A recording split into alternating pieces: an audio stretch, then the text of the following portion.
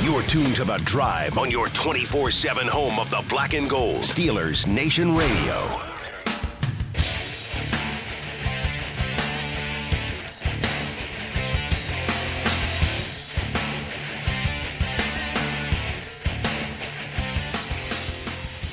Good afternoon, Steeler Nation. It's The Drive on the Steelers Audio Network. Wes Uhler and Matt Williamson with you here for the next 2 hours on this Thursday. And Matt, it finally happened today. It's been a weird build-up to the Super Bowl. Yeah. Not for anything because that game specifics, but just because of how much change and how much we've been a lot in Steeler land. monitoring. Yeah. This time of year these couple weeks have been way busier, way more going on than there typically is in Steeler land. Yeah, usually this time of year there's a couple changes to the coaching staff. Of course, right. Things Wonder like that. if this guy will be back or, right. Right. Yeah. And reports of people getting interviews elsewhere and that kind of thing. But obviously this has been ramped up to another extreme in the first year of Mike McCarthy as he puts his inaugural staff together here in Pittsburgh. But it finally happened today. I was, doing some show prep stuff and flipping through ESPN and NFL Network and all that, and everyone's live from Santa Clara, San Francisco, and Radio Row and all this stuff, and it finally hit me today. I'm like, man, we got the Super Bowl this weekend. Like, it's Super Bowl weekend. It's basically here. It's Thursday. Yeah, I feel like I'm slow to the event, too. Like, I'm wondering who's on the injury report. Is everybody playing? Like, I mean, it's 2 weeks, so you don't think about that stuff, and it's not like there's a quarterback that's banged up. But I used to kind of pay attention to, like, Radio Row and all the nonsense that goes on, and I don't care as much anymore. But today, too, like, you know how I listen to so many podcasts and stuff, too. Like, I've been listening to, like, Senior Bowl recaps or, different, bigger coaching hire conversations. And today I'm like, maybe I should start listening to, like, matchup stuff for the game. Or, man, what do I think is going to happen in this game? Like, boy, those two pretty good D lines. How are they going to block those guys? Or, it should be a good game. It absolutely should. A lot of fun storylines. Of course, a rematch about 10 years later between these two franchises. We also found out Cam Hayward. What's interesting, I mentioned podcasts. The podcast I'm listening to right now is the one that Robert Mays does with The Athletic, and they're talking about how much the league has changed from the first time these teams played in the Super Bowl till now. I mean, they do a lot of stats and trends, and it's pretty interesting. You mentioned it alone. That Seattle Seahawks cover 3 that took the league by storm a decade ago. Exactly. And even a couple of things that stand out. I didn't plan on having this conversation, but the average age of quarterbacks was way higher then. It was like Ben and Ryan and Rivers. Now it's like 5 years younger average starting quarterback age, including Rodgers at 42. I mean, think like Brady and Manning and all. I mean, and they're way more mobile. There's a lot more quarterback running. I mean, there's some interesting stuff. Oh, how fast it changes. The NFL changes rapidly, man. I mean, every sport does, right? But I think football, since there's so much schematically into it, there's so much. It's one play and then a stop, and then one play and then a stop. Yeah. Like the coaching and the schematics that go into it are on another level of any of the other major sports in this country. And the coaching hires influence that a ton. Like then everyone was stealing from Belichick's tree. Now everyone's stealing from McVay's tree, which is a lot different tree, And that's another trend is the coaches are like on average 10 years younger than then. There's a bunch of old curmudgeon-y O-line looking coaches, you know what I mean? Like not analytically driven at all. This was only 10 years ago. Yeah. It's crazy though. Yeah. It changes so rapidly, man. It really does. Did you see Cam Hayward is going to be part of the Super Bowl broadcasting? No. Cam Hayward will serve. I think this is bad news. On the NBC I don't want him getting involved show. with recording stuff because he'll be good at it and he might not come back to play then. He might do the Bill Cowher thing where everyone thought this was just temporary, but he was like, "This is really nice." In the media, and like, I'm sure that'll be his future. I'm sorry to interrupt you there, but like, I don't want him getting too comfortable with the mic. But test it out this year, and then next year you can fully dive into it. I like that. But NBC announced last night they have added Cam Hayward, Aaron Donald, might have heard of that guy before, Kyle Shanahan and Fred Warner as pregame analysts for the Super Bowl broadcast. Oh, that's cool. So we'll see Cam on TV in some capacity in the pregame. Yeah. That's real cool. So plenty as we roll along here today. I want to get into some Super Bowl conversation with you, both real X's and O's stuff, and then just some of the fun food and party and stuff like that we always kick around too. But Matt, continuing with the news of the day here to really set us off on this Thursday, last night the Steelers made a handful of more additions to their coaching staff official. I think biggest amongst them naming Brian Angelico, who we discussed on yesterday's show as offensive coordinator. That's now official, as well as Danny Crossman as special teams coordinator. We've discussed him before. Joe Witt Jr. as assistant head coach and secondary coach. And then a familiar name, a familiar foe, former Cincinnati Bengal, Domata Pico as defensive line coach, and Pat Riley, no, not the L.A. Lakers, Miami Heat Pat Riley, Pat Riley as defensive quality control coach. So I didn't hear that one. Okay. 5 new official announcements by the Steelers last night. But of course, Matt, chief most amongst them, offensive coordinator, now official, Brian Angelico. And we did touch on him. I mean, he comes from a great offensive organization, offensive mind. It's like plucking somebody from McVay or Shanahan to me. It's at that level. And by all accounts, he was very, very important in that process as like the number 2 dude, the right-hand man type of deal. This is going to sound negative, and I don't mean it that way. Okay. But the Steelers have a pretty crazy lineage going back to Coach Mitchell as D-line coaches. Boy, do they ever. Yeah. And Pico's just young. You know, I don't know if he's good. I assume they think he's a good coach. I'm not saying he's a bad coach, but that's a hard position to coach. And people I trust have equated it to being like a lion tamer, because you get a lot of big personalities with some obscene talents, all across the defensive front. Just apex predators. Apex predators. And I always joke, like, boy, that's like trying to block a cheetah. Then you got to block a rhino. Then you got to block a gorilla. You know what I mean? Like, there's so many varieties of then some pterodactyls running at you. Yeah, velociraptors. So that's a tougher job and a more important job than you think. They must have extreme faith in Pico, but he has not coached long and does not have much of a resume. He's just young in the coaching world. This upcoming season will be just his 3rd year coaching. Yeah. So I think it says something to how quickly he's ascended. I mean, maybe he's just he's young Sheldon, I mean, I don't know. He could be. He, 2 years ago, 2024, was with the Dallas Cowboys as a defensive assistant, 1 year. And then last year, he was the defensive line coach of Colorado, the Buffs. Deion Sanders. Primetime, yeah. And those guys. And then now Steelers defensive line coach. So you're right. I mean, it's been a very rapid ascent for him in these coaching ranks. It also makes me wonder, are they going to add an old gent in that room too, as the assistant or something along those lines? A name you didn't mention, I think his last name's Howe, but he's been rumored to be the outside linebacker edge coach, and he comes from Montana State. Montana State, yeah, Sean Howe. And really, the edge guys are similar, and he's also similar in that he doesn't have a lot of experience. So, like, if that ends up being true, your whole entire defensive front is being coached by guys probably Cam Hayward's age or younger that don't really have experience. And remember, I mean, Mike McCarthy talked about this. Yeah. You need the guys that have been in the league coaching for 20, 30 years. You need the young guys that are cutting their teeth and grinding it out and hungry to prove themselves. Which I'm all for. I want a variety. Absolutely. Yeah. It is interesting, though, because when you look at it, too, so many of that collective that we just referenced are veteran guys like Cam Hayward, TJ Watt, Alex Highsmith. Sure.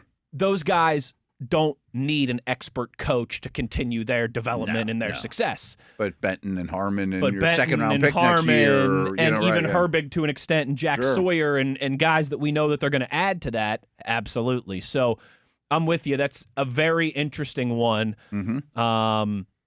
This is something to keep an eye on. Do they add a quick senior assistant on defense or something who has a D-line background? Or I don't know. Yeah, and you mentioned Sean Howe, outside linebackers coach. That is being, again, that's still in the reported stage, not officially official. But, yeah, it would be his first NFL job. He's been at Tennessee, USC, NC State, Coastal Carolina, a lot of different college programs and good ones too. But different than coaching TJ Watt. It is much different than coaching grown men who are making $30, $40 million a year. That are your age. 100%. So, yeah, we talked about Angelico pretty extensively yesterday. I'm with you. I think you're plucking him from one of those trees that you'd like to have some of that fruit. Yeah, absolutely. Bring those ideas with you. Absolutely. You would like to have some of that fruit. Danny Crossman, special teams guy, we discussed a little bit. And then Joe Witt Jr., I think, is probably the one that we haven't mentioned too much, assistant head coach and secondary coach for him heading here in Mike McCarthy's staff in year one. Another huge job because it's a lot of human beings. I mean, if secondary coach, now I'm sure he'll have a safeties guy and a corners guy or whatever. He won't be alone in charge of all the defensive backs. But I do think it's a feather in his cap, to be like, we're going to give you the assistant head coach title too. I mean, that's more money, that's more respect, that's all that stuff. Well, he spent the last 2 years as the Commanders' defensive coordinator. Yes. First year, obviously, successful. Last year, not so much. I do like that. Yes. That, to me, is kind of the opposite of taking a chance on a younger guy, is we're going to bring in a veteran guy who was just serving in a major role as defensive coordinator, and now he's just in charge of the secondary. Yeah. Maybe he's a little overqualified. Maybe he's a little overqualified for what we're having him do. So I do like that blend.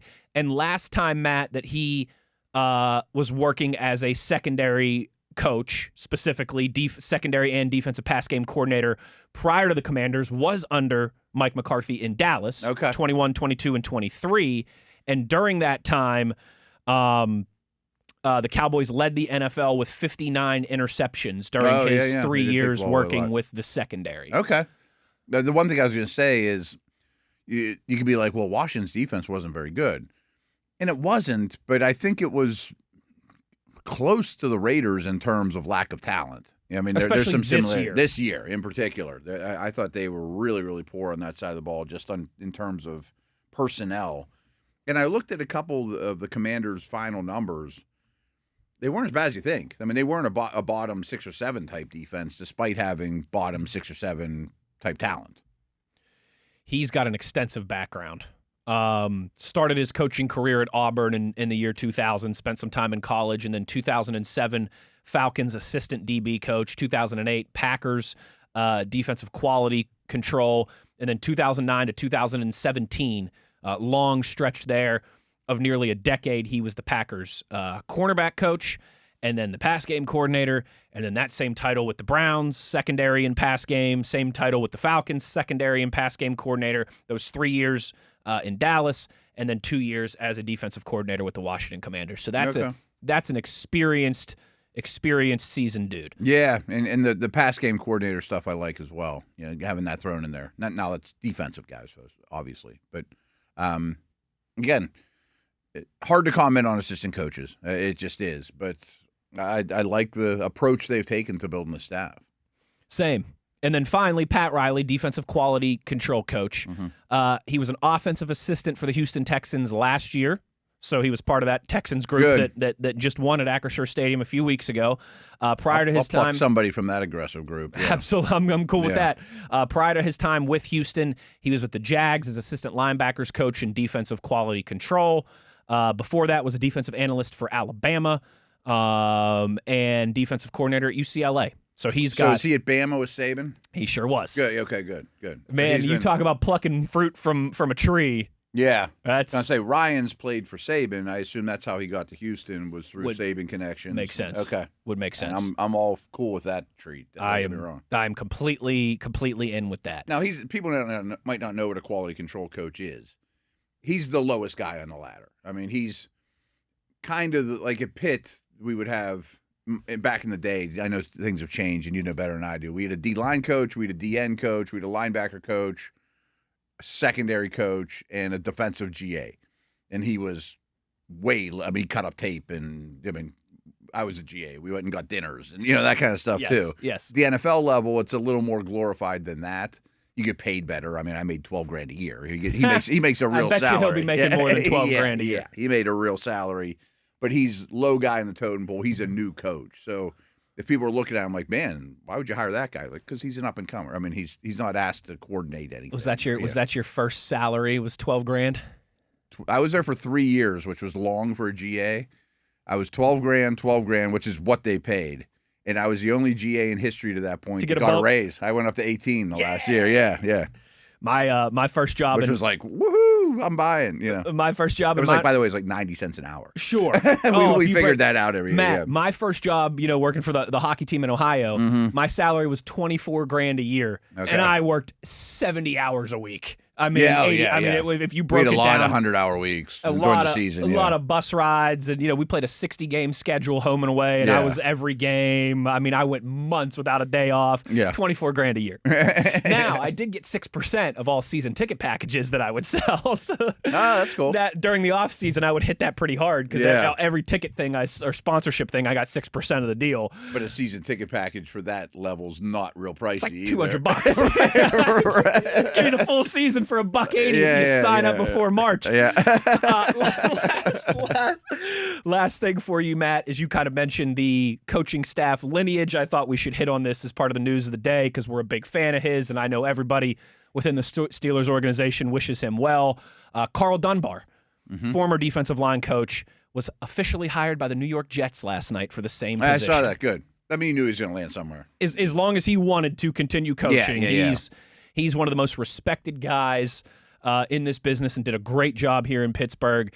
And I know I've told you this before, but on road trips, I will miss, so many times we'd be on the road. And one of the mainstays until this year, obviously, was Carl Dunbar and Craig Wolfley sitting out front of the hotel smoking a cigar and swapping old war stories and talking about the upcoming opponents.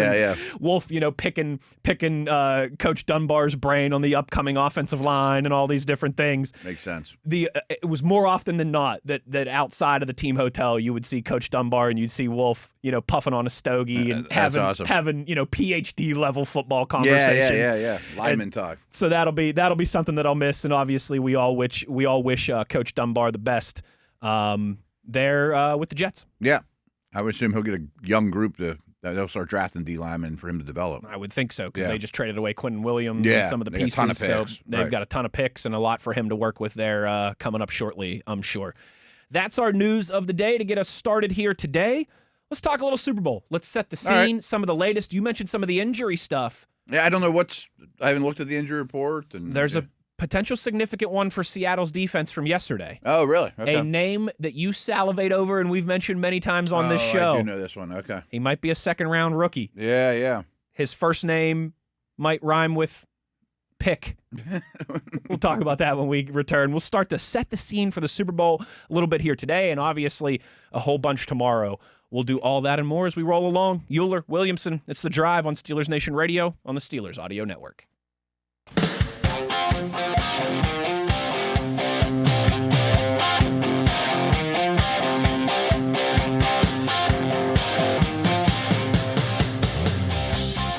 It is Super Bowl week here on The Drive all across the National Football League.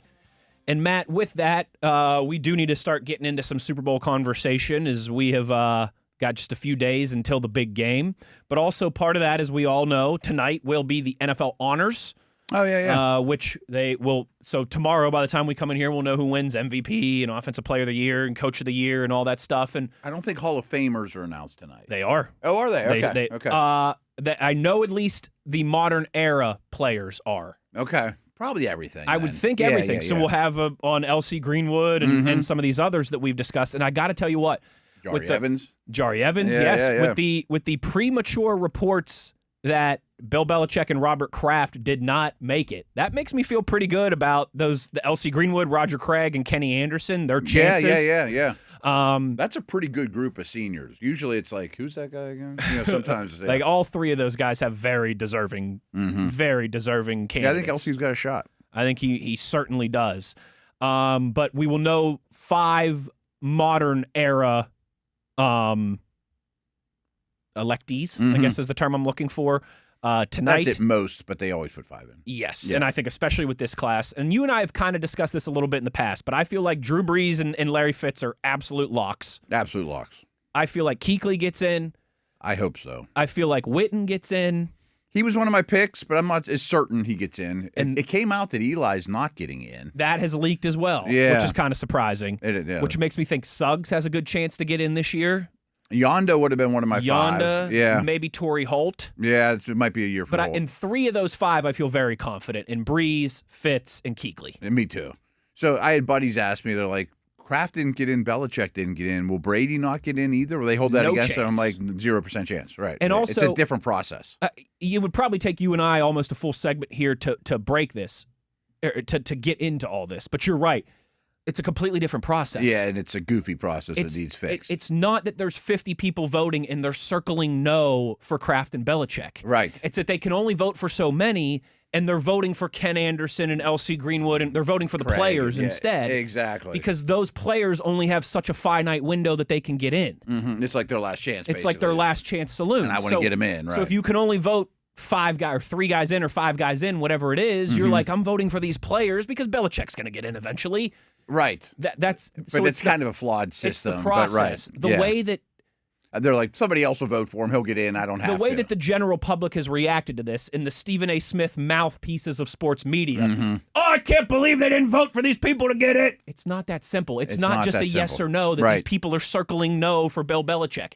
It's that they're looking at it and they're going, these are the last chance for some of these players. I think Roger Craig's deserving or whatever. A league right, yeah. MVP in the past and Ken Anderson, you know what I mean, to get into the Hall of Fame. So it's a flawed voting system. It's not just people saying no to all these Patriots because they're trying to hold Spygate and things they like that. cheated and all that. No, that's a convenient narrative, but it's Right. just not true. I mean, if by chance Brady didn't get in, I'd be like, oh, my Lord. I mean, like, because that's a Yes. different process, and you basically are voting no for him. There are Or 5. voting for someone, a contemporary, There- over him. There are 50 voters, and they can only vote for 3 of those You get 3 votes. Yeah, yeah. senior and contributor class. Yep. So this was a big deal in Russell Wilson and Ben Roethlisberger's career. And Dale and I laid this out a couple years ago, or I guess when Russ was here. Neither one, from what I understand, ever got an MVP vote. And that sounds terrible. Like, oh, man. how could they not get How one? did they not get an MVP vote?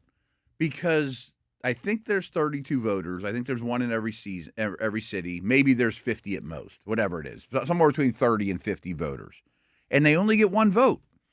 So many years it's unanimous. It's like Mahomes is the MVP. I mean, Josh you get Allen's one the vote. MVP. Right. So if you're like 3rd on the list, you might not get any votes. You know, like last year was a lot of Allen, was a lot of Lamar. But most years, it's pretty obvious who the MVP is, and even if you're the second best guy, you might not get a vote. It's not a Heisman ballot. No, where you're voting for your top 3 or your top 5 right. or whatever the case Yeah, may be. yeah. So that's. I mean, you could have been top 5 years in a row and gotten no votes.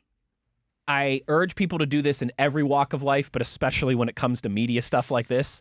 Before you hit the outrage button, pause and look at the process and the guidelines, and because quite often it's not as simple as people like to make it seem. It's like being in your fantasy league and not knowing the rules. You don't know if it's like PPR or whatever. It's like I was just going to say, it's like being upset because you thought that it was a PPR league, and so you drafted wide receivers differently. Right. Like read the rules. Read the rules, man. right. Don't hate the player, hate the game. Yeah, exactly. Or something like that. Matt, Nick Emanwuri. Is that how he pronounces it? I know we've gone back. Emanwuri, yes. Yeah. I usually butcher it. You are a big fan of his. Of course, the rookie safety from the versatile chess piece there in the secondary. The modern-day slot. He's the modern-day slot that we've talked so much about. That's why they can live in Big Nickel. The Brian Branches, the Cooper DeJeans, these type of guys. Coincidentally, just last segment, we were talking about differences from 10 years ago to now. That's a massive one. They laid out the percentage of base defense in the league, across the league, then to now. You know, Steelers have been there 3-4. It's like, I want to say 25% heavier to nickel than, or 25% less base now than then. I believe it. In fact, I would have guessed it was even more than that, but that's still that's still a pretty I was being nice conservative. chunk. It might even be higher. He's a finalist for Defensive Rookie of the Year. I'm sure you've done some of this. In fact, I think I saw some of it in my algorithm, actually. Redraft of last year's draft. I did that a popular 2 days ago, yeah. And you and I might end up doing that at some point in March and April when we need to fill a segment or two. ESPN just did one. He'd have been a first-round pick. I think mean, I took him like 8th overall. I was going to say probably top 10. Probably top 10. Mm-hmm. So a real steal in the second round for the Seahawks. Injured his ankle in practice yesterday. Is listed now as limited. And to their credit, because they traded Geno and DK, they went up and got Emuari at the beginning of the second round. You know, like when Friday started, they were on the phones heavy, I'm sure, the night before we got to get our Kyle Hamilton from the Ravens defense, and that's exactly what they got. Yes. So that's a big one. That's a big one. That's one to keep an eye on because he's a real chess piece that lets them do the things that make them successful on defense. It's the exact same conversation I had about Petrie when the Steelers played Houston. That he's the rug that ties the room together. Yes. I mean, he allows so many other people to flourish because he can do everything. There's a big Lebowski joke in there somewhere about the rug that ties the room together. Mm-hmm. The Seahawks had perfect attendance at practice yesterday, but did have several players listed as limited, along with Eamon Worry. Sam Darnold with an oblique. I think he said I'm playing, but of course he is. Offensive tackle Charles Cross with the foot. That's been bothering him for a while. Their other offensive tackle Josh Jones with an ankle and a knee. DeMarcus Lawrence just listed as veteran rest. Okay. Jackson Smith and Jigba, same thing, just as rest. And keep him in bubble wrap. And another veteran on that defense, Leonard Williams, just listed as rest Cam as well. Hayward rest type guys. Yeah. So hey, Darnold not 100%, but most guys aren't this time of year. I think same with Charles Cross and now Eamon Worry. But all in all, not terrible for Seattle. I do like that they give the Super Bowl an extra week just for health reasons too. Better chance to get the best players out there with that week off. Yes. Yeah. For the Patriots, pretty thin injury report. Robert Spillane did not practice yesterday with an ankle, but he said he's 100% confident he's playing. Really? Harold Landry, limited with a knee injury. Most important development, though, for the Patriots is that Drake May no longer listed. At all. He's full go with that right shoulder injury. Okay. No, he's taking a beating in the playoffs. He has. Yeah. He has. And that'll certainly, I mean, for both quarterbacks, I think both of us would be shocked if they wouldn't play. Of course, yeah. But Darnold played phenomenal last week. I mean, so few of those guys are 100% this year, but enough for both of those guys to keep an eye on once things kick off on Sunday night. Matt, as we look a little bit at some Super Bowl specifics here, I tell you what, one thing that I want, there's a bunch obviously that I want to pick your brain on. But I think it starts with talking about is the number one matchup to keep an eye on. Is it the Seattle defensive front against the Patriots offensive line? Is that kind of the biggest X factor? Probably. One X factor that I always throw out there because Seattle's so good at it is they have a big special teams advantage again. We talked about that with the Rams too. It's funny. I had a couple things listed here for us to kick around. Yeah. One is Seattle's special teams advantage. Yeah. It's not as big as the Rams. The Rams were like bottom of the league. Patriots are average. But Seattle, especially since getting Shaheed, they get a lot of which is huge because I expect it to be a very defensive game. And to your point, I think the big matchups are similar to what you said, but on both sides of the ball. And it makes me, and we had this conversation when we broke down the Steelers D-line yesterday or the day before, I'm greedy there. I want another. Mm-hmm.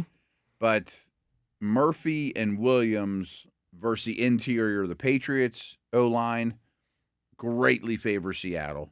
And as much as I love Gray Zabel, the rookie guard, Barmore and Williams greatly have an advantage over the interior of Seattle's interior line. Okay. Yeah, I think D tackles could rule the day. That was the case. That was the case for the Eagles last year. Yeah, and I could see May trying to put the cape on, but just getting beat up like crazy by that front, much like Mahomes. Man, I mean, because their tackles aren't what Williams and Carter were able to do last year. Yeah, exactly. They destroyed worlds on Kansas City's offensive line. But I'm with you too. I mean, I think Campbell's in for a real long day. This time of year, because it's one game, some of the analytic nerds that I follow and stuff really get into things. And this is a draft note, but like one of the only knocks on Will Campbell coming out was short arms. And I didn't like him that much to begin with, and he's really struggled. You've been on the record. I've been rough on him. You would have taken Membo if you were the Patriots. But someone did a study this year of all the defensive ends Campbell's gone against with, I don't know, I think it was like 34-inch arms or longer. Okay. They've all crushed him. I mean, like, one of those, it matters. Again, some dork getting real into the weeds with that stuff. I'm like, I wonder who he had his bad games against. What's in common? Well, the length of Lawrence and all those DNs, as you mentioned too, with Seattle's front is a problem. Is a real problem. And even Morgan Moses, the right tackle, is going to be overwhelmed. I think both D lines rule the day. I think both D lines rule the day, and which Yeah. offensive line can stymie that Yeah.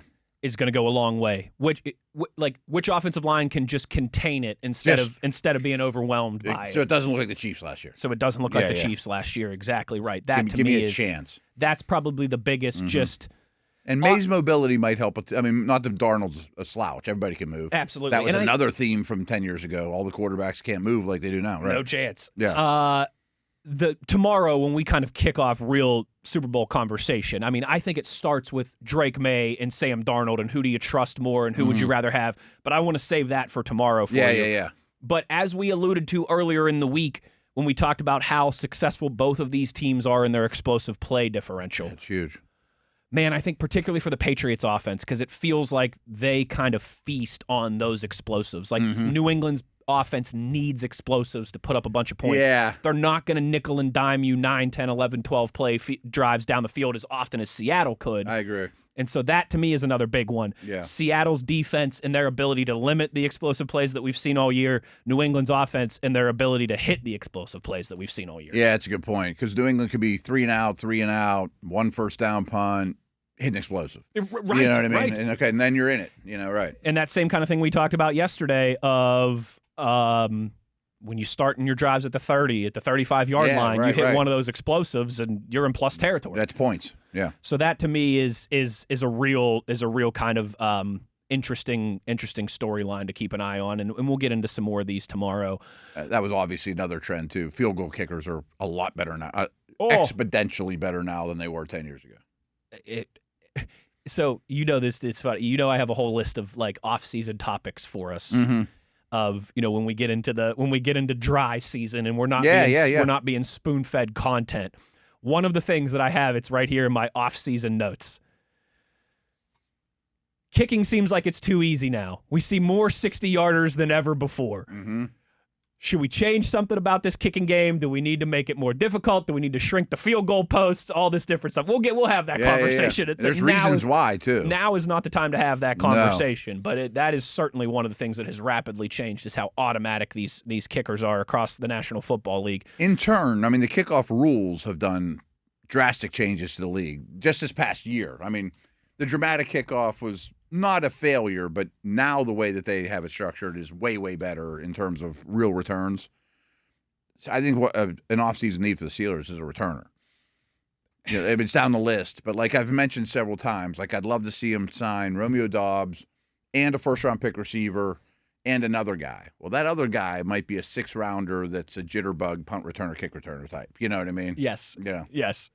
And that is one of those things, too, I think that especially, I know you've mentioned this before, if they end up expanding the active roster, if that happens at everybody some will point. have a good returner. Exactly right. Exactly right. I should remember his name, but who was the dude that played 4 or 5 games with the Steelers? I want to say his last name was Williams. He's a receiver by trade. Yeah, Kyron Williams. Right. Like he would be on the roster all year then. Just do that. Yes. But it makes the game better. Oh, it sure does. Right. Over-under for this is 45.5. Seahawks favored by 4.5 points. So that's about a 25 to 20-ish final score. Projected total. Projected, give or take.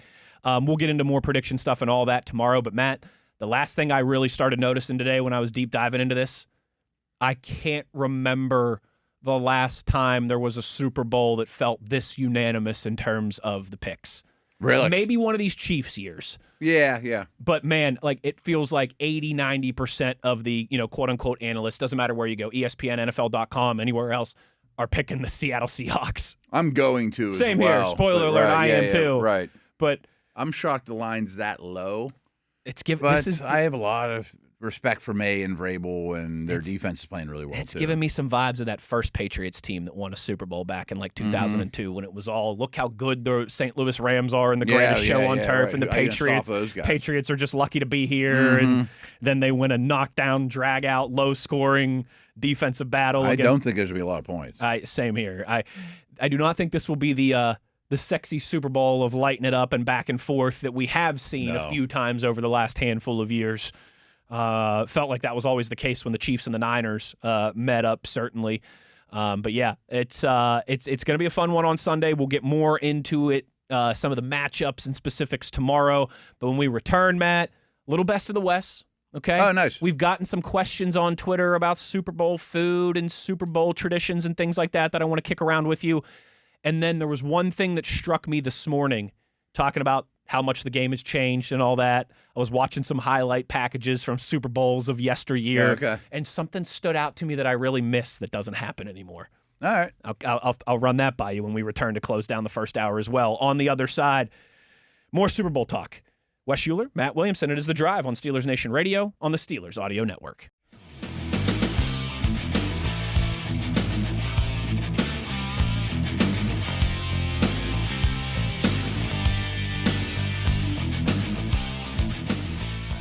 Closing down the first hour of The Drive here on this Thursday. And Matt, we have gotten some tweets about what are your musts for Super Bowl Sunday for food-wise and for all those things. I got some stereotypical, but I think still fun to have, you know, conversations. You and I don't spend as much time on that as nearly anybody else does. So I should run this by you because I'm going to be useless for this segment because I treat it like any other Sunday of the year. I sit in my chair and I do work, you know, and I... So it's hilarious you say that because I'm not quite to that extent, but I'm somewhere in between. But I'm questioning, should I just go to a party and just watch every snap? I mean, I don't know. All right, so let's go there. Let's go there. I really sit on the fence on that one because it is fun. It's an American tradition. You do the potluck thing. Like, hey, I'm getting 100 wings. Everybody else bring a side, you know. I would eat better. I mean, I might eat just whatever's in the fridge. All throughout my 20s before I had kids, you know, really like up until COVID time frame, we did that. Yeah, of Going to course. parties, all that stuff. And don't get me wrong, it is a lot of fun and it's a fun tradition. But at the same time, one, you're not as intently watching the game. That's the thing. I got to talk about it next day. I don't care, even if you are with all your buddies who are all football junkies too. Like, you're just not as intently watching the game as you are at home. And two, and this is kind of the big kicker for me, when I do Super Bowl parties, when we do those gatherings, what do we do in this country? We overeat, we overdrink, we indulge. Yeah. And then I wake up Monday morning lethargic and feeling like crap, and I got to work all day. Like, it's a Monday. I hate starting a Monday tired, and I ate way too much last night, and I'm a little hungover and all those.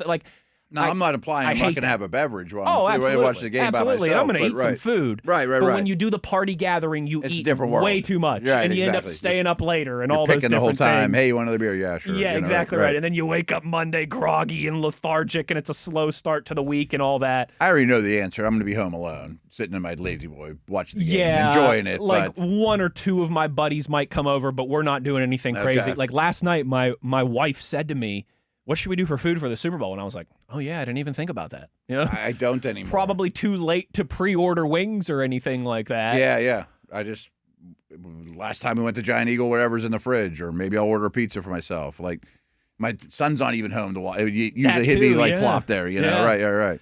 But RJ tweeted us, Chris tweeted us. I think there was somebody else that's like, you know, I need to know your must-have foods on a Super Bowl spread, top 3 foods for Super Bowl Sunday, that kind of thing.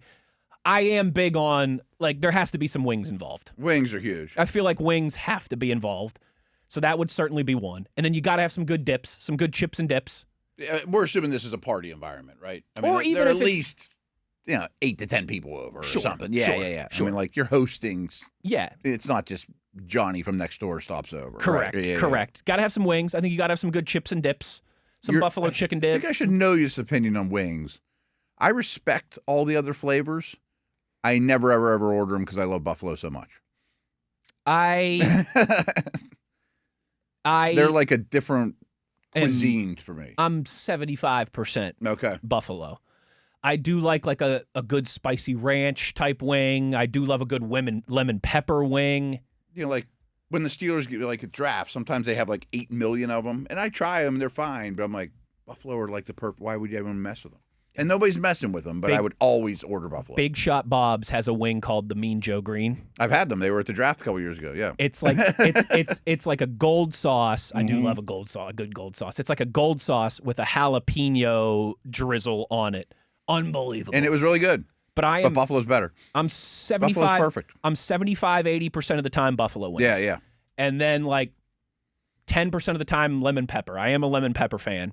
and then 10% of the time something else. Like if I went to your house and all you had was lemon pepper, You'd I'd eat be happy as Sure, could be. but I know what you mean. But if I'm sitting there with a menu, I would always pick buffalo, Brother, and not even try it. Brother, you are not breaking any news to me because you remember once upon a time, back in the early days of my employment here, when I was just doing behind-the-scenes stuff for the most part, I'd go to the South Park Clubhouse every Wednesday night with you, with you and Wolf. Nope.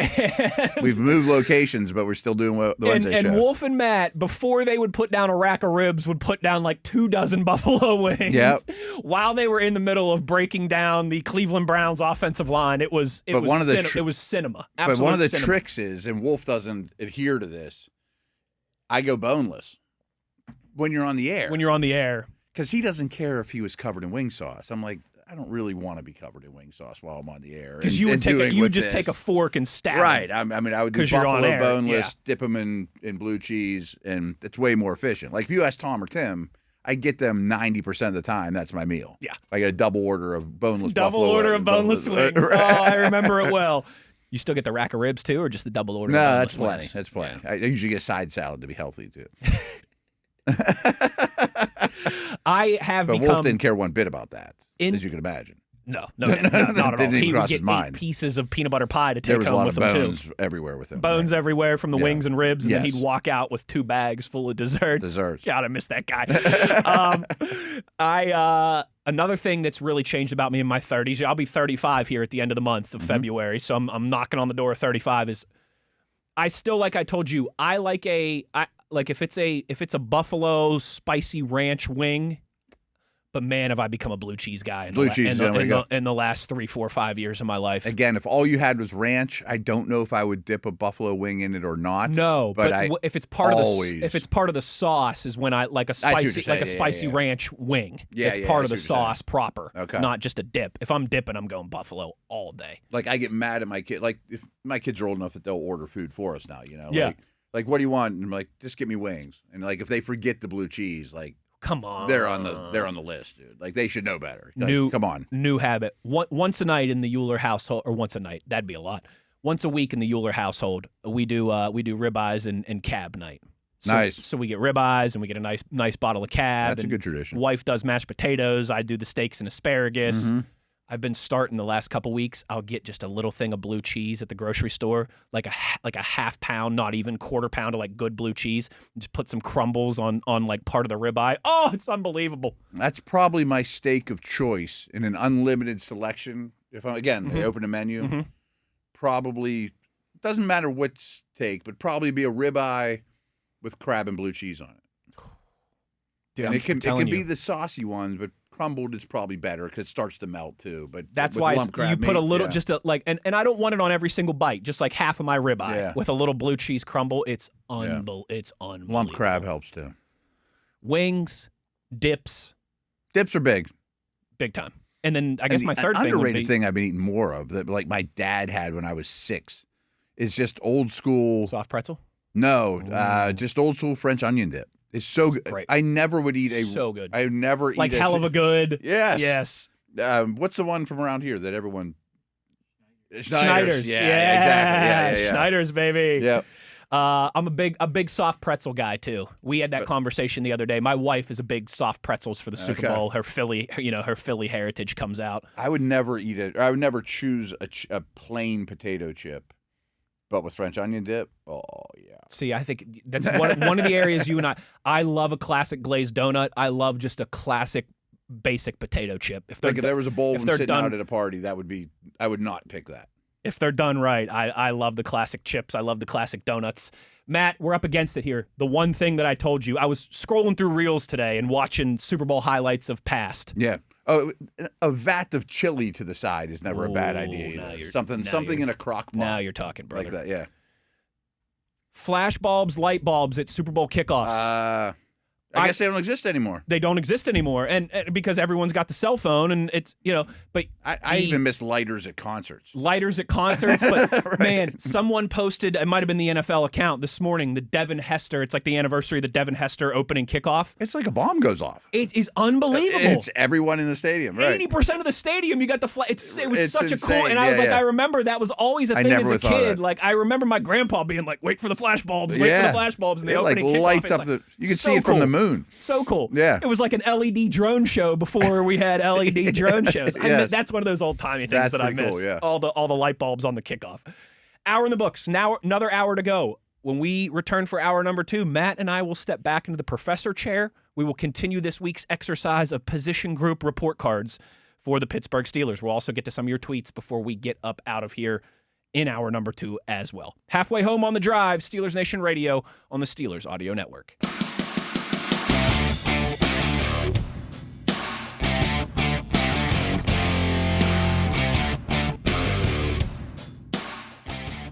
Good evening, Steeler Nation. How we doing? Well, that's good. Us too. Hour number 2 here on the drive on this Thursday as we roll along, getting ready for the Super Bowl. Crossing T's and dotting I's on the Steelers coaching staff, a whole bunch going on, but an exercise that we also have to continue. And Matt, we'll find things like this to do like throughout the offseason that, kind of themes or benchmarks throughout the week that, that kind of the listeners can expect in a series of conversations. Series. Yeah. That's a good way to put it.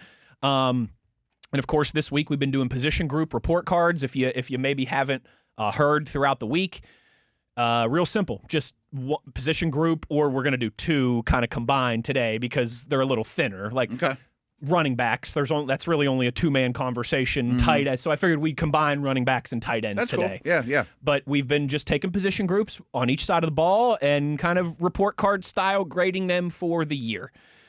We have done both sides of the trenches. We have done wide receivers, and we have done cornerbacks. So let's start here today on the offensive side of this series with running backs and tight ends. Okay. Matt Williamson. Let's start with the running backs. Start with the running backs, sure. yeah, because I think that's just it's 2 guys really, because. But that influences the grade because I think Johnson's an F till now. Yes. And you were counting on him, and that's not. I think we all understood how the process. I'm not saying they got lucky, but I think the process was a very sound one. Let Najee walk, get a bigger back, keep Warren basically in his role, plus, the Warren role with Najee, but more, 20% more of early down stuff. He's not just a third down back. You gave him a contract as well. So you draft the Najee replacement, and Gainwell is Jimmy's on top. Keep it Pittsburgh-esque. And the plan didn't work, but the results were good. That plan, you never were able to trust Johnson. We'll see where his future is. I don't know, but I bet he's glad that there's a new coaching staff evaluating him. We've said this a couple times, that Roman Wilson and Johnson are 2 that are probably happy to get a new lease on life. Yes. They were digging out of a hole at an early age. So that didn't go to plan. So I think that's part of the equation. But Warren's a really good player. He was ranked as the 10th best running back in the NFL this season by PFF. Really? Okay. Number 10 overall. And I don't think that's crazy. And I've been telling people since he's got here, because a lot of it's just from doing advanced stat stuff, like his receiving, yards per route run and things that I really care about are right there with like McCaffrey. I'm like his top 5 every year he's in here, and he's a really good pass blocker. Warren's a really good player, so his season has not surprised me at all. If we talk about guys on this offense that stand to gain the most in the Mike McCarthy era, I think DK Metcalf and Pat Freiermuth are certainly heavily involved in that conversation. I think Freiermuth's real high on the list. But Jaylen Warren might be the one. I mean, he might be the guy that might most improve from an overall hauled offensive system that's going to bring wide receivers into the fold and take some attention away from that run game. Yeah, I can't argue that one bit. I mean, I think the offense will take a step forward, period. Across the board. Yeah, I think we all yeah. think that.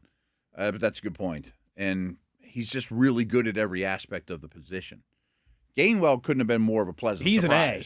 He's an A. For what you signed him for and what you expected, he's an A for his role. Well, yes and no. I mean, like, again, I people that listen every day, I said I'm going to judge these against 31 other running back rooms. Mm-hmm.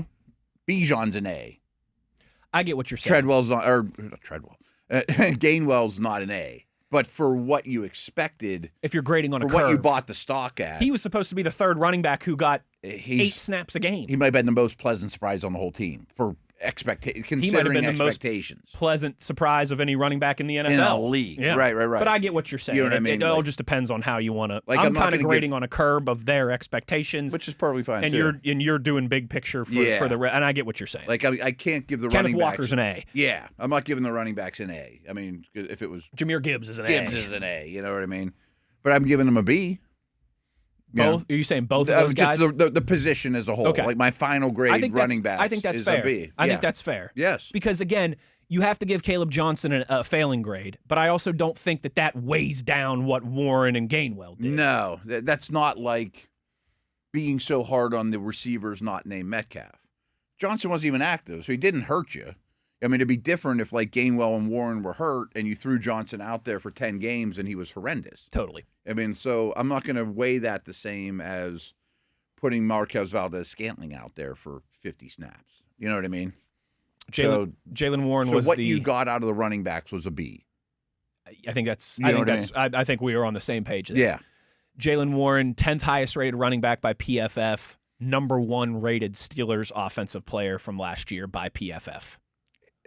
I've said this before, that since he's been a Steeler, he's in contention over that stretch to be their best offensive player over, what was it, 4 years or whatever. And for an undrafted, little guy, yes. That's impressive, man. They're really impressive. It's been very impressive. I'm with you. I think that's fair. I think a B level from your halfbacks I think is about right. Yeah. Man, tight ends?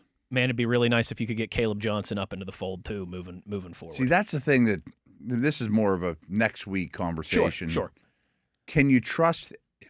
How much do you trust him? I would still like the plan to have somebody bigger than Warren that I trust to be a hammer, to put games away. Right. Yeah. Even if you bring Gainwell back. Goal line stuff. It's still a little bit lighter in the running back room than I want.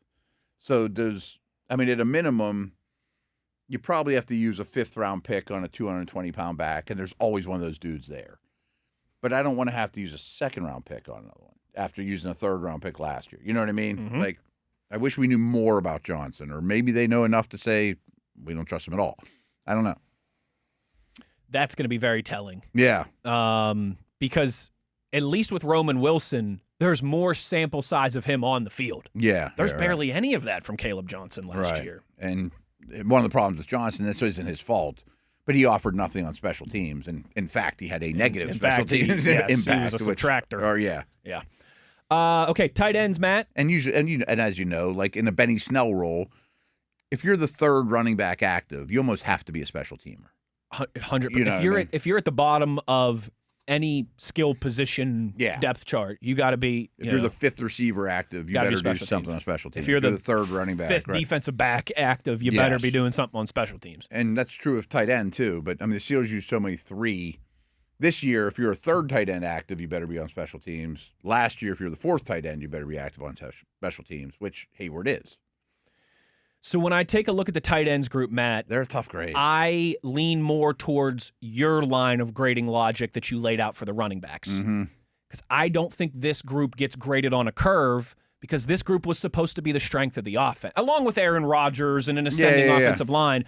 But when we looked at the addition of Jonnu back in the offseason, the addition of Jonnu Smith, year 2 of Arthur Smith, what he does with tight ends, a clear upgrade at quarterback with Aaron Rodgers. Yeah. We expected this group to take off. We expected this group to be the straw that stirred the drink for the offense in a lot of ways. And it wasn't nearly as tight end centric as I expected. Nearly as tight end centric or tight end productive, I think, as we expected, or now in hindsight as we needed. Yes. So I don't think they were a colossal failure, but they had higher expectations. Like, as everyone knows, you're not starting any of these tight ends in fantasy. So they're not There's no Brock Bowers or McBride or Kittle Sure, or big time producer. Tucker Kraft. But if you add them all up, I bet the Steelers had top 5 tight end receptions in the league. It's just spread around. Sure. So the overall production of the room isn't terrible. It's just balanced. You know what I mean? However, I think Jonnu Smith was one of the most disappointing players on the team. Yeah. I mean, it shot. I loved his addition. He went from 900 yards, 9 touchdowns, 90 receptions. 88 catches. Yeah, right. I mean, it got to the point where I didn't see what he did well at the end. You knew he wasn't a blocker. He wasn't good after the catch. Wasn't beating man coverage.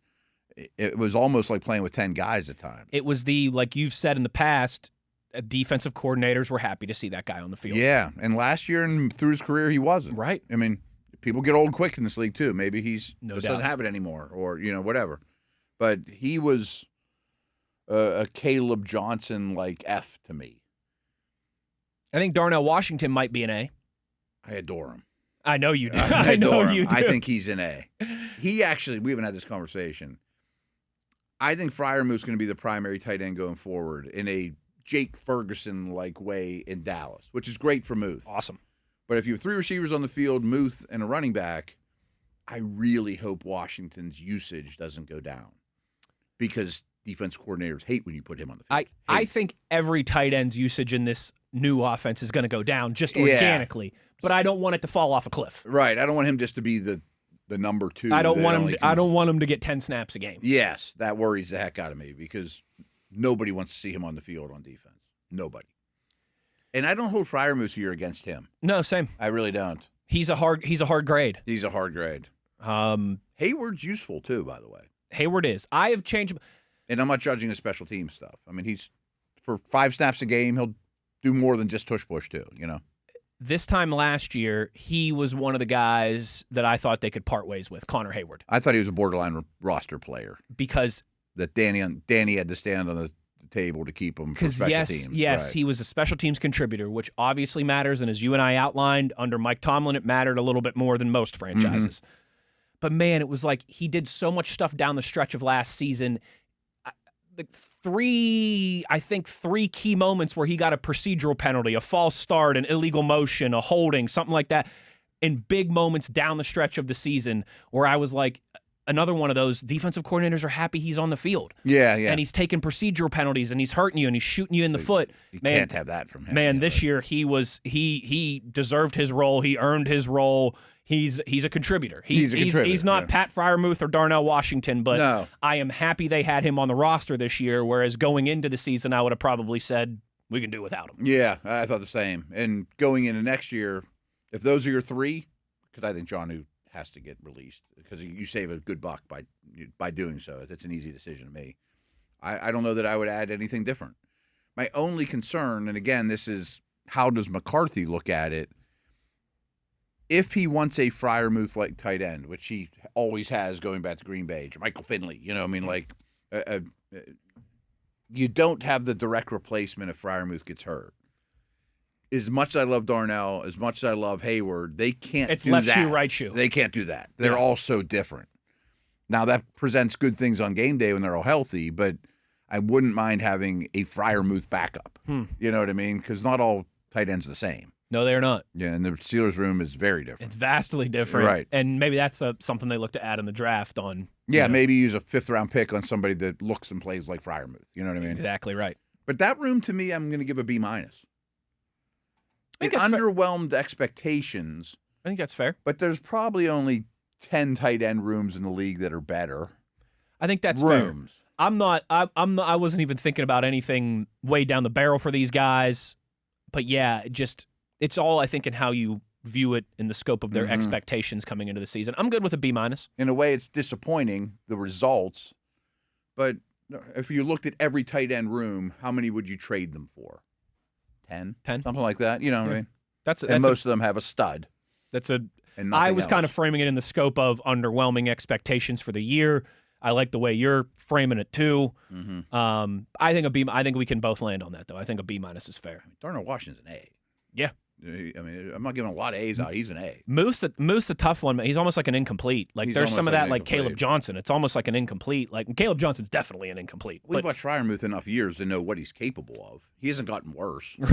If anything, he's hitting his prime. he's only 20. I mean, he's 27 years old. Turned That's the magic number. 27 this season, and that's the magic. That's a magic number for That's tight the ends. magic number Yep. for tight ends. So hopefully he's one of those guys that is really ready to take off here in 2026. I'm expecting him to have his best year as a pro, statistically. I'd be shocked if he didn't. Yeah.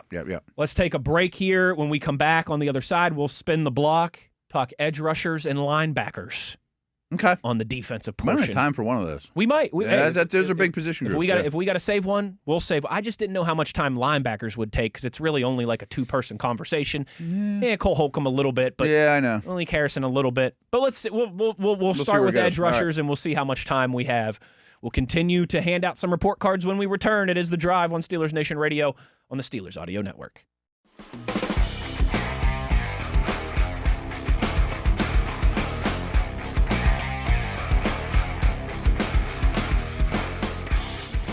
Back on The Drive here, hour number 2, and we continue to do our best impersonation of teachers and hand out some report cards here. As we have stated earlier in the week, report card day was never the highlight of our youth, so we're happy to be on the other side of the equation this time. Yeah.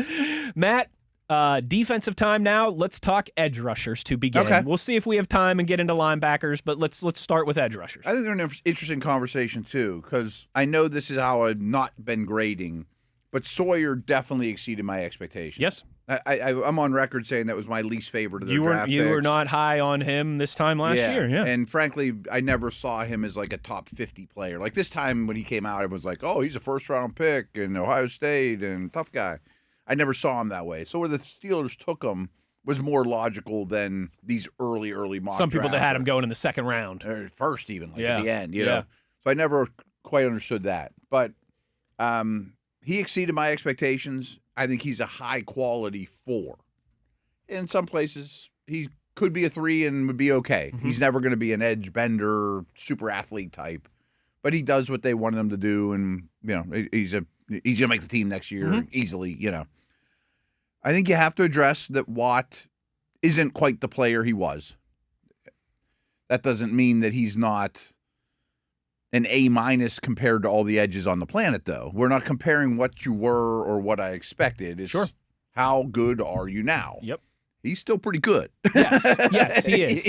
He is not maybe the best football player in the world anymore, like Yeah. he was for a stretch of a few Right. years. He was not in competition for defensive MVP. And That's there where was- he's been that's his the standard. last 5 years. Right. Yeah. And he won't get a vote, and he shouldn't get a vote. No, that's right, that's right, fairly. That's fair. He's 100%. And he's 31 years old now. He's on the other side of that 30-year mark, but he's not 34 or 35. No. And I'm not sold that he can't continue to be a Pro Bowler. Yeah. I'm not like, the end is now. I don't think he's going to get 19 sacks a season anymore. Probably not. I don't think he'll win another defensive yeah. MVP. I don't know that he's going to break Myles Garrett's record or anything like that. But he's still a very good player. Yes, he is. Highsmith might be getting better quietly. I think so. And 13th highest graded edge rusher by Pro Football Focus in the NFL this past season. I bet Herbig's even higher on that list. 6th. Yeah. Which, again, you have to take in sample size. It's obviously a big part of the equation. It is. But maybe I'll do it someday in the middle of June.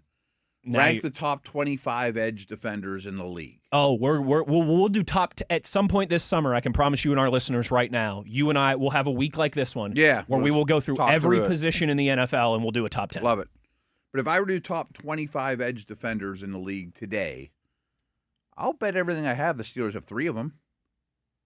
Not 2 of them, 3 of them. Yeah.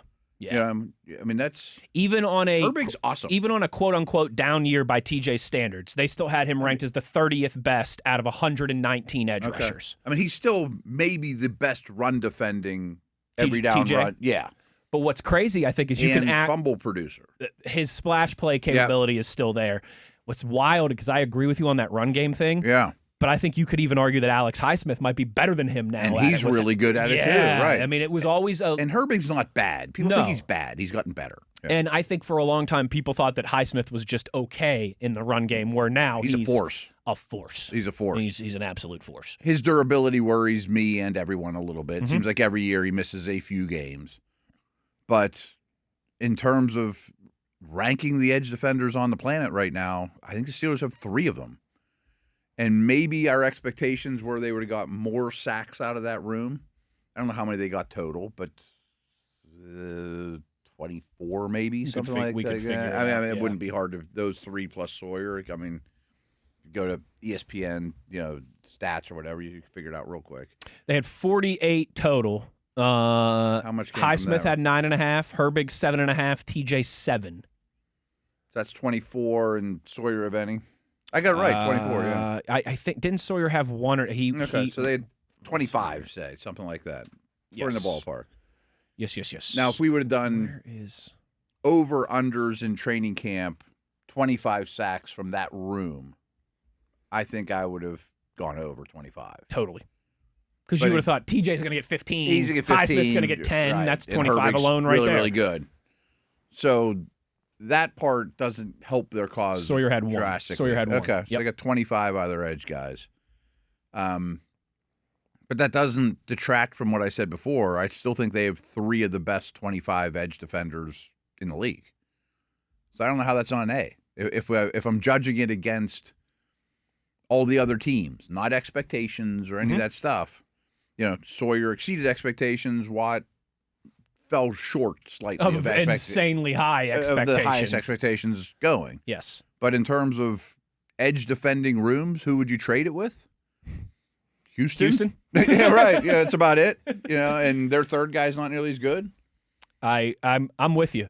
I feel like the knock, only Jack Sawyer played all 17 games. Highsmith played 13. Yeah, I think that is a concern. Highsmith played 13. Herbig played 15. TJ played 14. Yeah. Durability's not the 3 of their best So, friends. I might lean more towards A- than A, but it absolutely has to be. It has to start with an A, the grade for that group. I think you convinced me. I think just not being on the field is enough to make it a minus. I don't think it's an A+. No. I don't think it's a B+. But if you tell me A or A-, I think We're in that neighborhood. I think either is fair. Yeah. I mean, Highsmith, Herbig, and TJ all had double-digit TFLs as well, which is and they created a lot of big forced fumbles. Highsmith with a forced fumble, and Herbig with 3 forced fumbles, TJ with 3 forced fumbles. That's a lot. TJ also had 2 interceptions. Herbig had an interception. So I mean, all double digits in TFLs, 3 interceptions between those guys. Good run defense. 7 forced fumbles between those guys. Mm-hmm. Occasional coverage snaps. There are some edge defenders that never go backwards. Right. Right. I think an A or an A- is. I think that's the call there. Is right. Man, it is crazy how they got sack contributions from everywhere this year. Everywhere. Benton 5.5, Cam 3.5, Harmon 3, Ramsey 3, Peyton Wilson 2. A bunch of people chipping in with 1. Matt, I do think we have time here if you want to talk about these inside linebackers. This one to me is interesting. Yeah. Because just on the surface, I don't know how to grade Queen. It's tough. Yeah, and Wilson for that matter. Because the other 2 I've fine grading. We all know Queen misses some tackles. A lot. But he misses tackle. Part of it when you're looking at the full picture is because he gets to the ball so often. He gets to some that others don't get to. We had this Shazier conversation a million years ago. Exactly right. It's very similar. So does he miss tackles? Yes, but he's in position to miss tackles more often than most, if that makes sense. If you're the shortstop that has crazy range, you might have a few more errors. You might botch one off than the second baseman. heel of your glove that no one else gets to. That's a great example. Yeah. That's a great example. I think I'd go B. I was going to say B-, C+. I think I don't know what to do with Wilson. I think I wanted a little more from Wilson and Queen than we got. But I also don't think that either was terrible or crazy underwhelming or anything like that. B-, I think would be my answer. I'm really hard on Harrison, almost to a Jonnu Smith level. You are, yes. And I know he wasn't brought in here to be an every down guy. He was built. He was brought in to play special team. He was brought in to be a combination of a Landon Roberts and Matakevich. Good special teamer that's a banger against Derrick Henry. Yep. Basically, and that's your old team. And for that matter, he was fine. But when he's out there, he's the epitome of the other coordinators happy about it. Because, boy, he gets targeted when he's out there. Because he's not a modern-day linebacker, and everyone knows it. But you're not asking him to be all the time. But he still played a lot more snaps than I was comfortable with. Which I think is a poor reflection on Wilson, too. I thought Wilson would be at the point where, like, nobody's going to knock him off the field no matter what at this point. Same. And he's an easy we thought he might even be green dot guy. Yeah, yeah. And I'm not saying I wouldn't extend him when the time comes, but I thought he'd be an easy one. Took a huge step forward guy. And he might have just taken a little step forward instead of a huge step forward. Holcomb's almost an incomplete. He's almost an incomplete. We saw way less of him this year than I thought we would. Yeah. Did he play even 100 snaps? I mean, I bet it's low. I could look for you here real quick. I got it right. Because those guys stayed healthy most of the year, and they didn't really need him. I got it right in front of me. Holcomb played 198 snaps this year, but that includes that's all encompassed. No, that's defensive snaps only, not special teams. Okay, so that's higher than I thought it would have been. Yeah, it's a lot of games where he played like 10 Queen played nearly 1,200. He had to be near the top of the team. Peyton Wilson 762, Malik Harrison 320. Let's see. I can tell you. Patrick Queen, yes. Just barely out edged Jalen Ramsey for most snaps. Sure Jalen Ramsey, 17 games, man. Didn't miss a game, played well over 1,100 snaps. Yeah, you got to factor that in. So that was, I think I kind of started with a little more pessimistic on the off-ball linebackers. 2 feathers in their cap, though, Matt, for both Queen and Wilson is, 1, they both played all 17 games. Mm-hmm. And 2, I forget what my number 2 was, but 1, they both played all 17 we games. ding the edge guys for that. I think. Listen, there's a reason why we say the best ability is availability, and you can't make the club in the tub and all those things. Oh, I remember what the second one was. If we're doing in the scope of the league thing, yeah, I do think they're clearly above average. Like that is a position group off ball linebacker right now that's hurting in the NFL. So it's kind of like what you said with the tight ends. Like, how many groups would you really trade for? Like, yeah, they're clearly in the top 16. Like they are above league average. I think so, and might even be in the top 10 of linebacker rooms. Yeah, because it's a position of need around the NFL. But once again, they gave up a lot of yardage in the middle of the field in the passing game. They did, and this is like the worst of the 32 networks to have this conversation on. Because you see people attack the middle of the field against your defense, but your offense doesn't do it to the opponent over the last couple of years. So it stands out even more. Mm-hmm. But most teams, believe it or not, folks, attack the middle of the field a lot. And this isn't uncommon for linebacker rooms to give up a lot of yardage in the middle of the field in today's NFL. Not many people have Fred Warner right. these just stallions of these stallions at off-ball linebacker. And there's definitely a shortage of just future Hall of Fame linebackers in the league right now. Like my whole lifetime there was 100%. Lambert and Singletary. And that's a great call. Yeah, Fred Warner probably the only one. Yeah. Like Roquan Smith has had a good career, but he's not in that category. You know, Bobby Wagner's over the hill, but he's going to go. But he's like in the Kuechly era. He's not in this era. You know what I mean? He's not playing Hall of Fame football for 5 years. Agree. Yeah.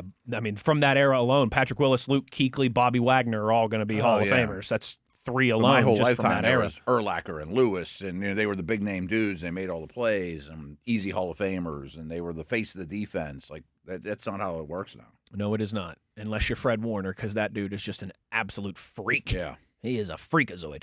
So that was fun. That's our position group report card exercise for today. We will maybe wrap it up tomorrow. We might have to take it into next week. We still have just quarterbacks on offense.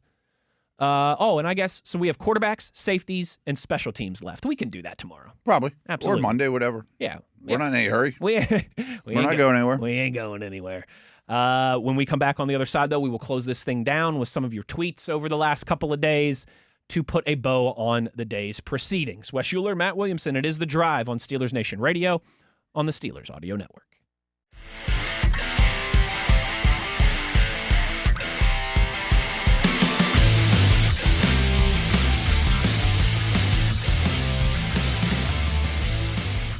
Final segment of this Thursday here on The Drive.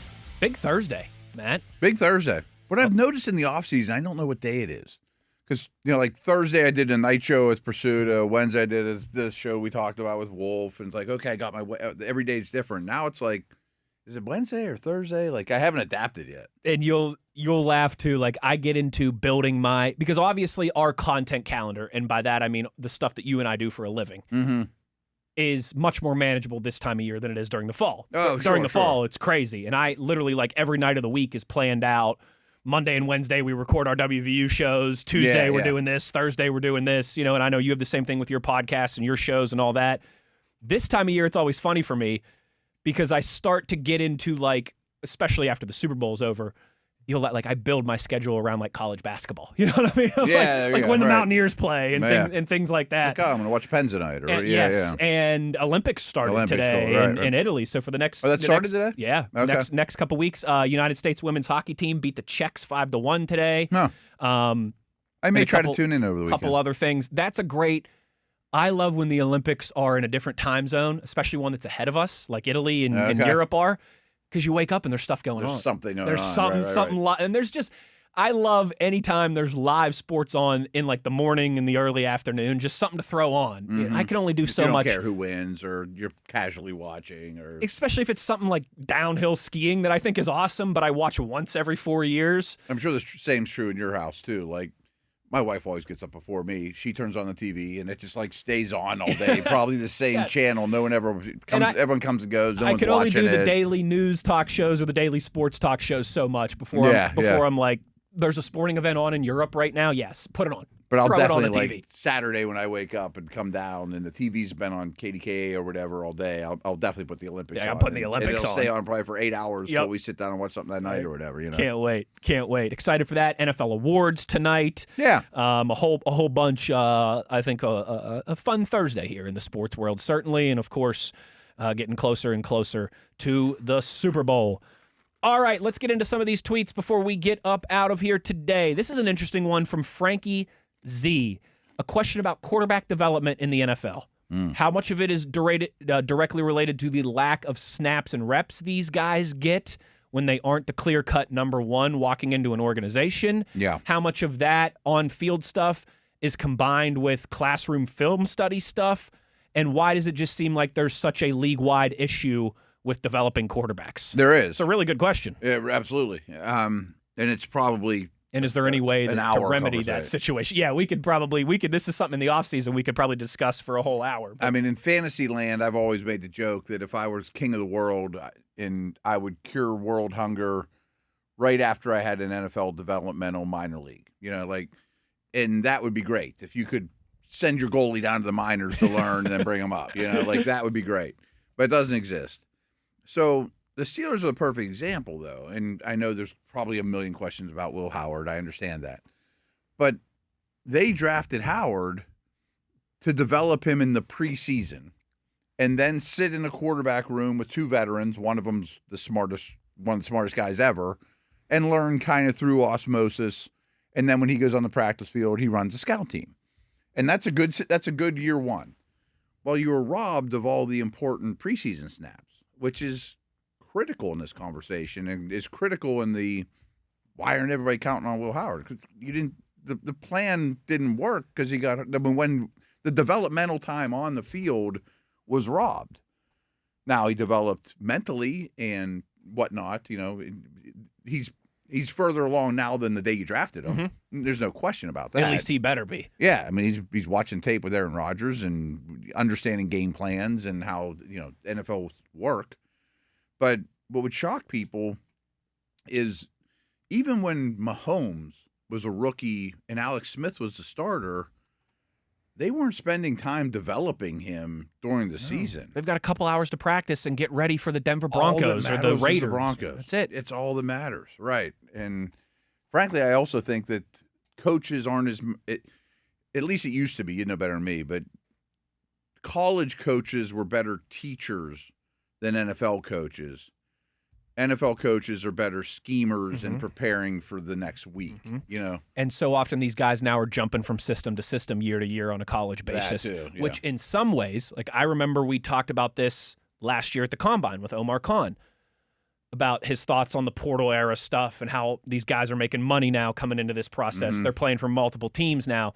And he said one of the good things about it is, like, look at someone like Jaden Daniels. He played at Arizona State in a certain system, and then he played at LSU in a certain system. So it gives you more data points. From that standpoint, it's a good thing, but it also, there's not the same continuity in development that there has been in the past. That's interesting because you're going to have a scout go in Arizona State whether Daniels is there or not. Oh, you better. And, I mean, because they have other guys. Right. You know, someone's walking in that building every year. But you might as well ask about Daniels. 100%. You can get the you know, the angles from both ends of the you know the spectrum. You ask Auburn about school. Bo Nix, you know, and maybe they didn't get along. Maybe they're saying great things, or at least you get their side of the story. You go to Arizona State and they're like, "We love Jaden Daniels. It sucked to see him go, but he went to LSU and won the Heisman. Like, how could we knock him for it?" But to take what you said a step further too, in some ways it's good because I learned the system at Arizona State and I was reasonably successful, and then I go to LSU and learned that system quick, and was very, very successful. It implies that I can learn the NFL system. Okay, I learned French pretty easily. Maybe I can learn Spanish pretty easily next year. You know what I mean? Oh, oui, oui. Pepe Le Pew. Oh, merci beaucoup. So it shows that you're adaptable, Si, senor. Yeah. If you're at the same school for 6 years like the old school guys used to be, only had one system, like, I don't know if you can learn a new system, So I do think there's certainly a lot of benefits to it from a talent evaluation standpoint, but there with everything, there's two sides of the equation. And the other thing now that's way more prominent than ever that makes all the sense in the world is what these guys do away from the facility, especially at the quarterback position. They all have quarterback coaches, and like, I don't know if like the 5th round rookie has a quarterback coach. He should, though. I mean, because it's expensive. I mean, it's hundreds of grand a year, and they may not have it. All right, funny, and we do this. Like, you tell funny Dale stories, and we love it still. Like, I tell funny Moats stories from the past. Moats talks about when he got to the Steelers, and Debo said to him, "What do you spend on your body every year?" And Moats was like, like $100,000, like something like that. Yeah, like, which sounds like a lot. It's more than I spend on my body. And Debo's like, "You got to add a zero to that number. Like, you got to pump that up." And Moats is like, "Dude, I'm making $1 million a year. Like, that's easy for you to say. You're making $20 million a year. Like, like." But he was like, that was one of the first things when I got there was Debo was like, "How much you invest on yourself? How much you spend on your body every year?" And Debo's like, "You got to pump those numbers up." Away from the facility. Moats is like, "That's 100% of my income, man. Like, I'm working for free if I do. I'm not making Debo Defensive Player of the Year money here, dude." But that's, you better, in some capacity, you better be getting some advantage, something extra somewhere. And I've brought this up 1,000 times. Like, when I scouted for the Browns, no one on the planet thought you could go to the NFL and get more accurate. No one. Because there weren't the biomechanics and all that kind of Josh stuff. Allen. Josh Allen is the poster boy for that. Hurts, Dak, Lamar. A lot of these guys have gotten much more accurate because it's body mechanics and repeatable mechanics and things of that nature. Jeff tweets us and says, "What's one thing specifically, last year we had the conversation about getting that sack number back up for the defense, improving the yards per carry number for the offense. What's one thing you want to see for the offense and the defense addressed and improved upon for this year?" He says for the defense, need to be better against the pass in the middle of the field. For the offense, need to get off the quicker starts and not playing from behind so often, and maybe, force your opponent to play from behind against your Steelers defense. I'm a little rusty, but yeah, they got a lot better at the beginning of games this year than they were in previous years, right? Just for the first half-ish of the season. Yeah. I think it kind of there was a period where they did. There's a period where they did. But then down the stretch, it was a lot of 7-6 against Buffalo at halftime and little lead over Green Bay, but not the same. I know they still didn't score a lot of first possession touchdowns. Over the course of the year. They broke the streak finally, but the obvious one is explosive play differential. I know that's it's both sides. Both sides. Yeah. You can't beat the bottom of the league there. You're not going to have a good record. That's hard to pull out. I would like to see the offense utilize their wide receivers more. And I know that's very generic and very blanket, but I think you can already check that box. I think you could check that box. Yeah. Like, the wide receiver production better skyrocket. And the opposite of what he said, though, I want to see them attack the middle of the field through the air much more. They did as the season went on, by the way. Yes. The last month, 6 weeks of the season, Rodgers through the middle of the field a lot more than early. Yes. That's one of those ones we'll have some more concrete answers to that by the time we see what the roster looks like and we get the training camp and all those things. But explosive play differential is right off for both units. That's an easy one right off the top of the noggin. To the point of that tweet too, they have been for like 5 years in a row in terms of percentage of passes against the Steelers defense. That percentage has been really high in the middle of the field. Part of it's because people don't want to hold the ball for against players the Steelers pass rush. Right. Yeah. Right. And drive the ball outside the numbers. Andre tweets us and says, "Hi, friends. You may have talked about this and I might have missed it, but is there any chance you could see the Steelers trading for Dak Prescott this offseason, or is next year's starting quarterback Aaron Rodgers or from a different roster? I want to see what Will Howard has." And I'm still on the fence about running it back with Aaron. The Steelers aren't trading for Dak. I would say we could talk about the other stuff we've talked about a lot, the quarterback options. If you could tell me right now that Dak Prescott is the Steelers starting quarterback week 1 in September, sign me up. But that's not it's not happening. I don't think Dallas has any interest in trading him. I think they've set up, just judging Dallas from their moves last year and the Parsons trade. They're and pushing some Williams chips trade. in here in 2026. I think they're trying to win in the second half of Dak's career, but it's not the end. But no, I mean, like, not. Yeah, I he's mean, a top 10 quarterback in the NFL. Yeah. I mean, but he's not going anywhere. No, I think so. Now, if Dallas would have completely fallen apart, there was a time maybe early this season that you thought they could be blowing that whole thing up. Yeah. Not anymore. No, I think they're going to try to win. I mean, everyone tries to win, but I think they think they can win. I think you and I are in the same boat. If we have to put a chip on the name, if we have to bet on a pony, if we have to bet on the horse that's going to be out of the gate for the Steelers at starting quarterback in September, I think it's Aaron Rodgers. Yeah. But I'm not. That's like I bet Vegas odds. That's the shortest one. But I still don't like. I would still say that those odds aren't short. No, it still pays pretty decent. It's the shortest one, but it's not short odds. Because you need three things to happen. First off, he needs to play football. Mm-hmm. Second, you got to want him back. And he's got to want to be back. And third, you have to come to the conclusion that that's your best option, too. And they might be like, I want Willis.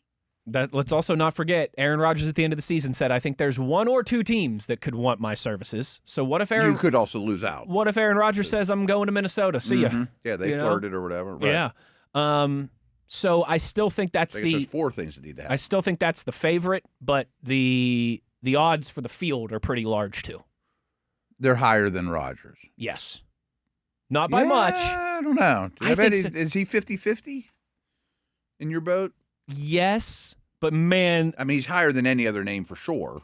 Yes. But it bursts the field. Or though, you know what? I think Mason Rudolph could be pretty close for week 1 starting quarterback. Yeah. I don't think Mike McCarthy would want to do that. I don't want to do that. I don't either. But what if... Okay, so Aaron Rodgers retires. I mean, if you take Simpson in the first round, then I'm fine with Rudolph. That's the situation I'm talking about. Yeah. Where you take Ty Simpson in the first round, or you take Trinidad Chambliss in the second round, whatever. And it's not Mason Rudolph all season, but it's Mason Rudolph week 1. Side note, I think today's the day we find out about Chambliss. You might be right, actually. I remember being a Thursday, and I think it's this Thursday. You might be right, Thursday, actually. So that's something we should bring up tomorrow. Let me see if I can find a quick any whether news he's a story. Steeler or not, you want him to be in this draft.